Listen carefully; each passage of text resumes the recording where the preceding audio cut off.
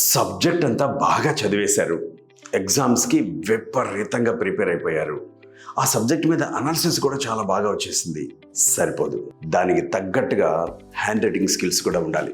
2024లో సివిల్స్లో 350 rank crack చేసిన ఉదయ్ కృష్ణారెడ్డి ఏమంటున్నారో చూడండి. Hand writing అస్సలు బాగుండేది కాదు, నేను రాసింది అర్థమయ్యేదే కాదు. దీనికోసంగా నేను ఏం చేశానంటే సప్తస్వరాలు అనేటువంటి మల్లికార్జున గారు చెప్పారు అనమాట. అక్షర సప్తస్వరాలు అంటే జీరోని ఇట్లా క్లాక్ వైజ్ రాయాలి, తర్వాత యాంటీ క్లాక్ వైజ్ రాయాలి, రాసిన తర్వాత మళ్ళీ రైట్ స్ట్రోక్ ఒకటి, లెఫ్ట్ స్ట్రోక్ ఒకటి ఇవ్వాలి, తర్వాత దాన్ని తలకట్టు అనేటువంటిది ఇవ్వాలి, తర్వాత దాన్ని శ్రీ అనేటువంటి ఒక అక్షరాన్ని రాయాలి. ఇలా ఈ అక్షర సప్తస్వరాలు వీటిని మనం ప్రాక్టీస్ చేయడం వల్ల రోజు మనకి ఆన్సర్ రైటింగ్ అనేది ఇంప్రూవ్మెంట్ జరుగుతుంది. ఒకసారి కామెంట్ సెక్షన్లో 7 strokes అని పెట్టండి, నేను మీకు పర్సనల్గా డీటెయిల్స్ అని పంపిస్తాను. Subject knowledge, hand writing skills 2 ప్యారల్గా వెళ్ళాలి.